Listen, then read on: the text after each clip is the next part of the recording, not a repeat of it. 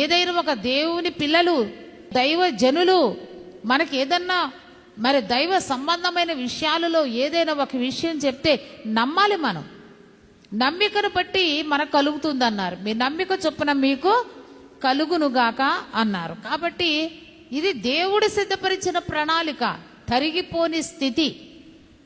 ఏమాత్రము కూడా కరువులో కూడా కలిమి అంటారు, చూసారా? కరువు కాలములో కలిమి కాలము వచ్చింది ఈ సారెపతి విధవరాలికి. మరలా చెప్తున్నాను, కరువు కాలములో కలిమి కలిగింది ఈ విధవరాలైన ఈమెకు. కనుకనే ప్రియమైన వారలారా, ఇలాంటి కలిమి దేవుడు మనకు అనుగ్రహించేవాడై ఉన్నాడు. కాబట్టి దేవుని వాక్యంలో మనం చూసినట్లయితే 23వ దావీదు కీర్తన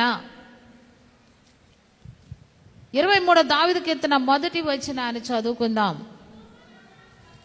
యెహోవా నా కాపరి, యెహోవా నా కాపరి, నాకు లేమి కలగదు. అంటే దేవుడు కాపరిగా ఉన్న వారికి ఏమి కలగదు? అమ్మ మళ్ళీ చెప్పాలి. దేవుడు మనకు కాపరిగా ఉంటే ఏమి కలగదు?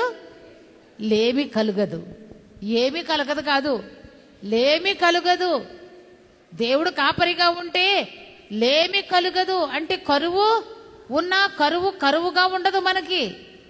ఆ కరువులోనే మనకి కలిమిని దేవుడు అనుగ్రహించేవాడై ఉన్నాడు. గనుక ప్రతి వారు కూడా మరి మనము జ్ఞాపకం చేసుకోవలసింది, మనం ధ్యానము చేసుకోవలసింది, మనము నమ్మవలసినది ఏమిటి అంటే, ప్రభు అయినటువంటి దేవుడు మన కొరకు ఎలాంటి స్థితిలోనైనా పోషించి దీవించే దేవుడై ఉన్నాడని చెప్పి మనము నమ్మాలని చెప్పి ప్రభు తెలియచేయుచున్నారు. దేవునికి స్తోత్రం.